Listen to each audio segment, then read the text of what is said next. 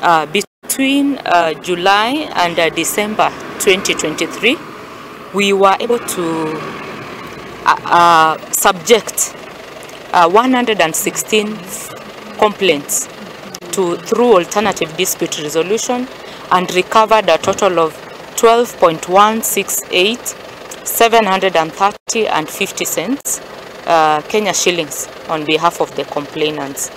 We were able to draft charges against advocates and file them before the disciplinary tribunal, 128 of them.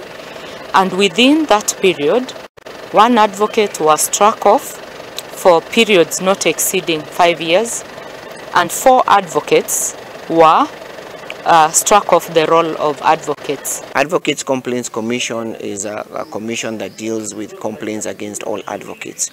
For anybody who feels aggrieved or does not like what the advocate has actually done, for them they are allowed to come. We are able to assess these cases and know what can we do as a commission.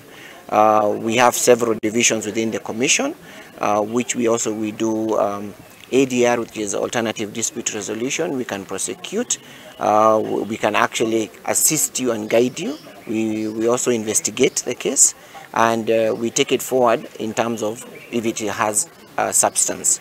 Lengo letu kubwa ni kuhamasisha wananchi uwepo wa hii tume na ile kazi inafanya, na pia kuwajulisha hata kama wakili wamempatia kazi, wajue pia kuna majukumu yao ambayo hao wanafaa kuyazingatia ili kupata huduma iliyo bora, na iwapo wanaona kuna kosa la kinidhamu kulingana na sheria ambalo wakili amefanya katika utendakazi wake, basi kuna mahali ambapo wanaweza kuleta malalamishi yao na wakaweze kusaidika ili kuhakikisha kwamba hata wakiwa kule mashinani wanajua haki zao na ile kazi ya kisheria wamepeana inatengenezwa kulingana na yale na uangalizi wa sheria.